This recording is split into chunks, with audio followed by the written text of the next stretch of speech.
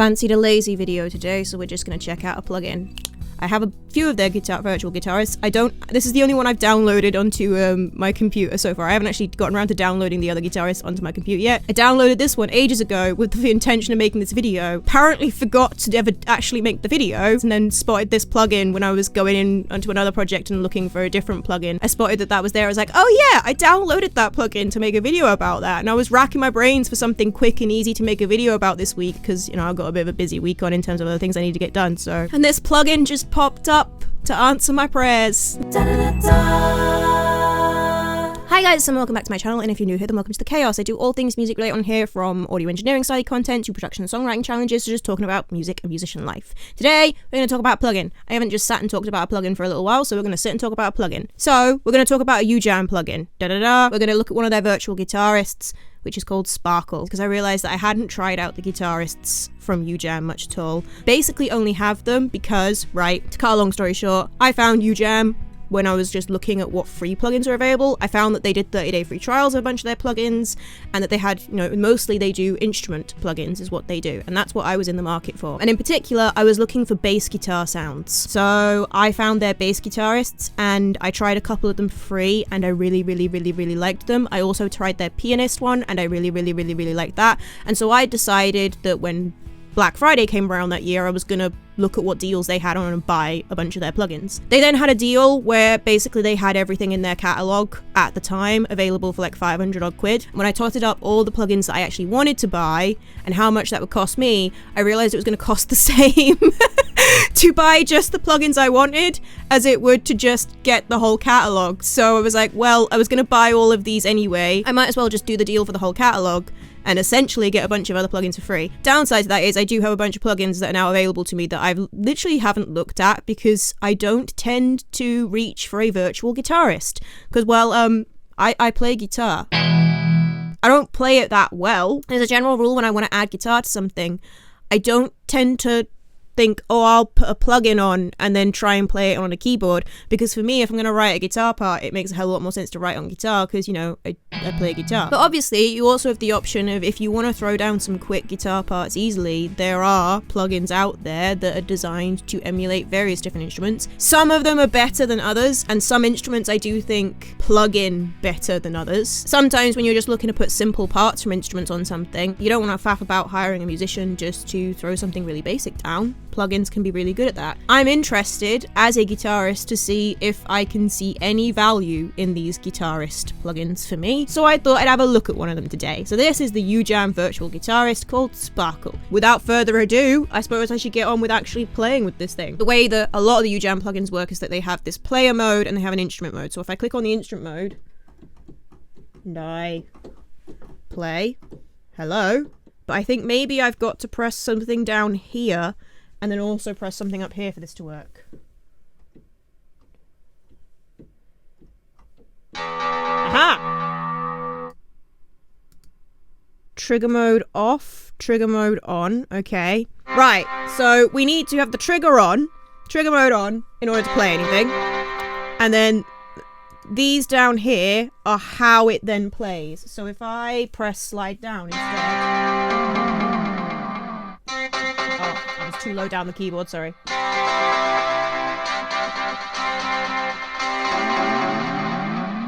Okay. I mean, I'm not gonna lie, that doesn't sound entirely like a guitar at that point to me. Like, if I were to actually do that on a guitar, it would never really sound much like that. But it's still a cool sound. I don't know why it's starting on C3. When a guitar starts on an E, that's the lowest note you can play. Although these are chords that it's currently playing, so I can flick it on and off for open chords. But it is exclusively playing chords, isn't it? Yeah, so it is playing chords, and now it'll be playing open chords, apparently. So that's what that sounds like, open chords. That sounds exactly the same. So I would like to know what this open chords thing is actually going to do. See, because I've clicked open chords, but over here it's still saying C power chord. Articulation is just open here. Right, let's see what some of these others say. So if I were to press that's the F key there, isn't it? Then I get a slide up and down. Disable articulation strumming. Pick slide, okay. Stop upstroke, okay. Upstroke, right, okay. So that's just a regular form of...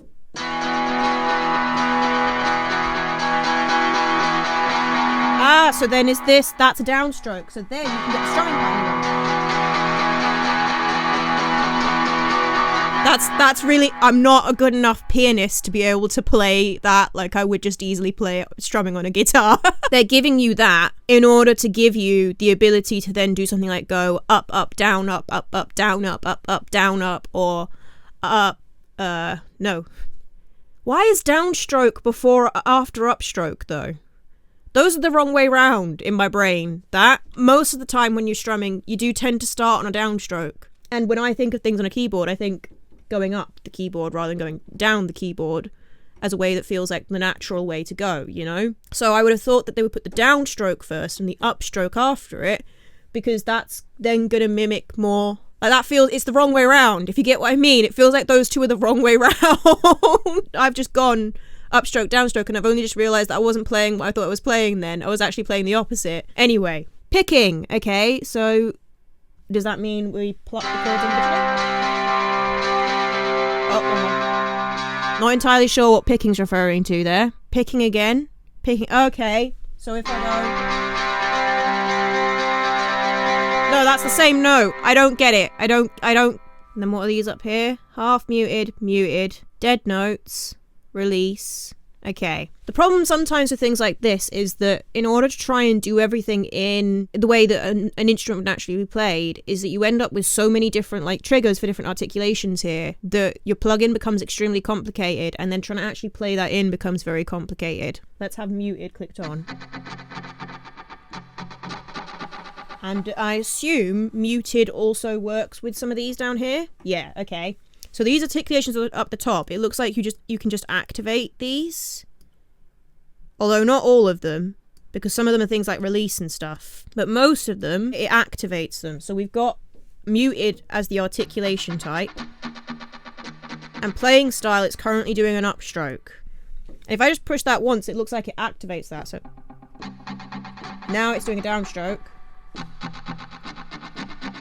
Now it's doing an upstroke. So I could do... I mean, that sounds awful, like that. The open chords thing doesn't seem to be working for me.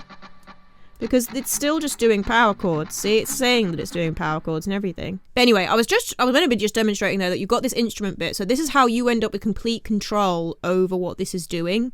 So you can play in the specific notes that you want and control how they're being articulated. If you use the player, now... this will activate particular sequences, basically, that they've pre-programmed in. If I just click this C2 here for this style phrase, and then I press the C chord, well, the C note to get the C chord, it plays in a particular pre-programmed rhythm. If I click this, it should then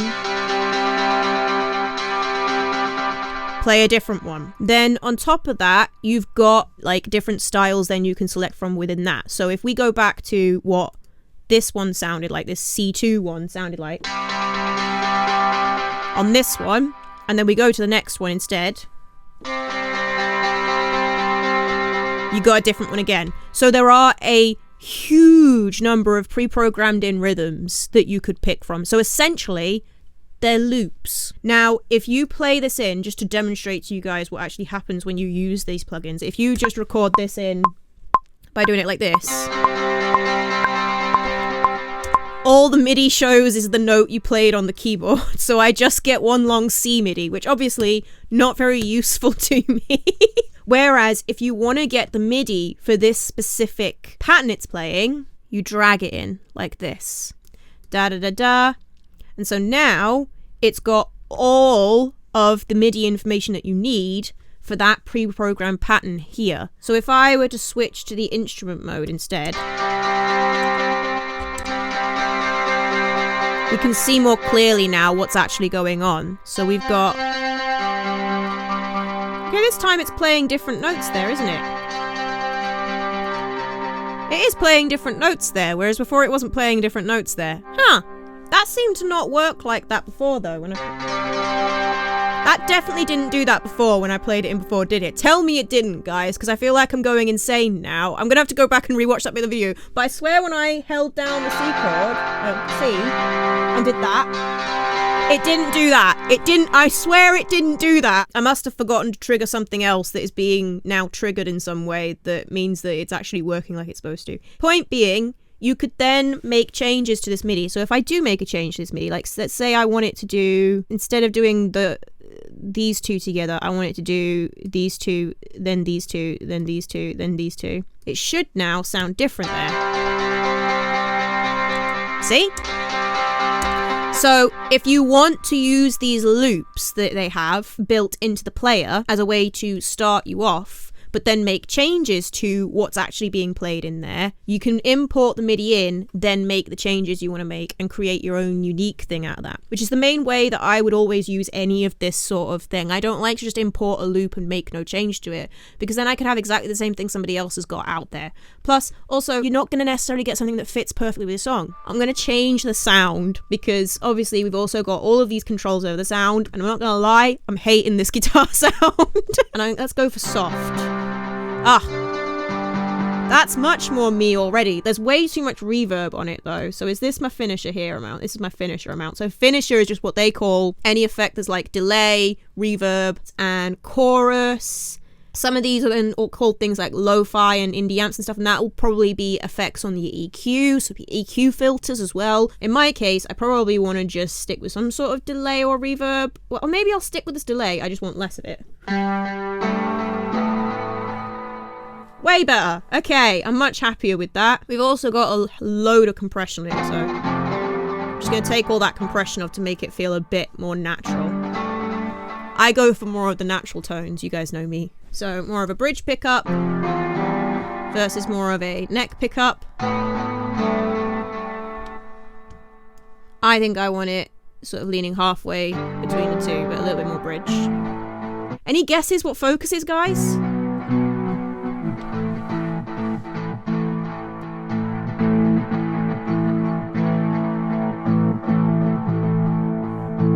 Okay. Is it where on the amp the mic's been placed? I think it's where on the amp the mic's been placed, because that sounded to me like a difference in frequency response, but it didn't sound like an EQ being put on it. It sounded like the difference in frequency response that you get when you move a mic around on a sound source, especially when you move a mic around on an amp. When I play this back, that doesn't sound like a guitar, but it sounds like a guitar-esque instrument, you know? So if I want just that feel of some sort of chugging guitar kind of feel, it's close enough to a guitar. It sounds enough like a guitar. It probably sounds better if I just had it playing down strums. I reckon that would probably sound exactly like a guitar. And I do actually think that even as a guitarist who could just pick up my guitar and play something in, I can actually see use in this plugin where, you know, I might be in a session where I'm working on something, because I play guitar, but I don't play it that well. And most importantly, even among guitarists who play guitar well, different guitarists are good at different styles. A plugin like this, it can at least give you some ideas that maybe you could go away and write something different, but inspired by on your guitar. If I had an idea that I knew exactly what I wanted to pull up my guitar and start playing, if I know that I just want to start playing some power chords on my guitar, I'm probably just still going to grab my guitar, find an amp that I like, and play in those power chords however I want to play them in, because I play guitar, so that's going to be quicker for me than faffing about with this plugin for an hour would be, you know? Let's play with a few more of the other sounds, because obviously we have got some very different sounds here. In fact, we'll have some presets as well. What do our pop presets sound like? I still don't get how we get this open chords thing to work, because it's still just playing power chords for me. Can pick a key. Oh, that's how you get the open chords to work. What happens if open chords aren't selected for it? Okay, you have to pick your key if you want open chords. There we go. Finally got that to work. Nice. There are some gorgeous tones in this. I'm kind of jealous that this isn't just an amp sim that I can plug my guitar into to just get some of these tones. It's really varied. That's one of the things I do love about UJAM plugins as well, is again, something I've said in every single video I've made about a UJAM plugin, as I've always waxed lyrical about the fact that there are so many different options, so much variation. You've got so many different tones in there, and then also so many different ways of playing it, and then also a bunch of different preset loop things that you can import in. I think this one is very aptly named. They quite often give you, within instruments that are designed to be other types of instruments as well, they give you some sort of pad type thing.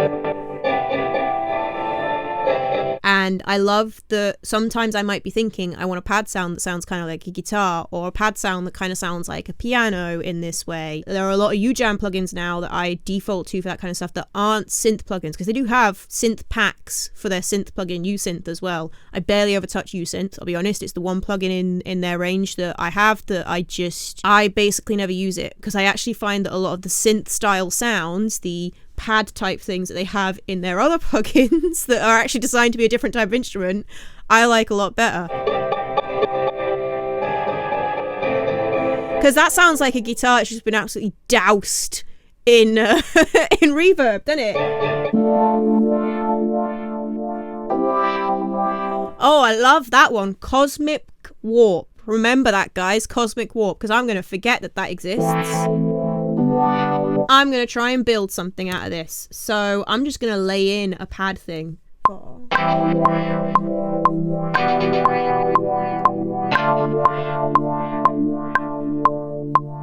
Now let's switch it back to some sort of pop guitar sound.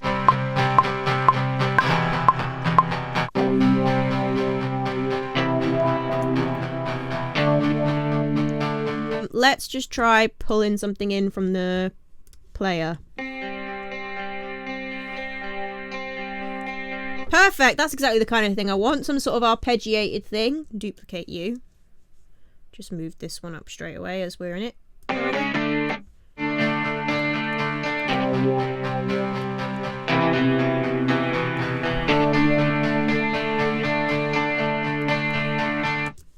Ta-da! We've made a song! I didn't think I was going to find this useful, but there are definitely ways, like, I'm probably not going to use it for something like this.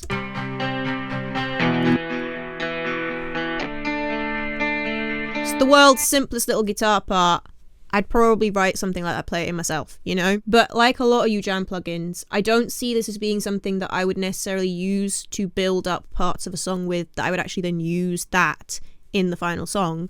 I probably use it for idea finding. I may well just throw this on to do something like this. Like these chugging chords. And I'll definitely be using it as just like another synth, because there are some great synth sounds in there. Like, I always use the instrument version on something like their piano plugin or their drums plugins, because it's really easy on a keyboard to play in what a keyboard would play. When it comes to something like these guitar ones, where there's triggering of these articulations down here and then playing in what you actually want to play up here in some way, especially when you're then also dealing with the fact that when you press the keys here, you're not playing individual notes, you're now playing chords from an individual key. Like, trying to actually figure out how to play in what you're trying to play is going to take you forever. And it doesn't matter if you're good at keyboard or not. Like, even if you're good at keyboard, it's not playing keyboard, is it? It's using the keyboard as a controller for a plugin in a way that is just a lot more confusing. Obviously, it'd be just another one of those things where you'd have to practice it more. If you use this plugin loads, then, you know, you're going to get used to it. But I think another part of what, like, the appeal of plugins like this is how quick and easy the workflow comes from them. I might use it for simple stuff like that. Like, if I really can't be bothered grabbing my guitar just to get, like, that chugging guitar feel, and it's not on a track where, like, it needs to really, really feel like a guitar. But as a guitarist, I probably wouldn't be grabbing this to throw generic guitar parts and stuff over my guitar, because, yeah, it's going to take me a lot longer to try and, like, write something in that than it would to write it on guitar. And I'm not the kind of person where I like to have all of the writing stuff taken away from me in music. You know, I wouldn't just throw a loop on and make no alterations to it whatsoever. Anywho, I think that just about covers everything for today's video, so I shall start the outro, shall I? If you also use UJAM plugins and you've used any of the other guitarists, Let me know what those are like. Which one should I have a look at next? If you enjoyed this video, then you might enjoy my content on this channel in general, in which case you might want to hit that subscribe button, but I know that that is a big decision to make. So do feel free to check out some other content on this channel before you do so. There'll be something recommended on the end screen for you. If you want to follow me on all of my various socials, then there are links to those in the description below. There's also a link down there to where you can find my music, because I put out music as an artist, so if you're interested in that, there'll be something playing on the end screen. Last but not least, there is a link down there to my Buy Me a Coffee account for if you want to support me with money. You can send one-off donations on there if you just wanted to say cool video mate, or if you want to subscribe to one of the memberships, then you get extra access to extra bits of content. Okie dokie. That is all. I shall see you guys next time with another fun music related video of some sort. Bye!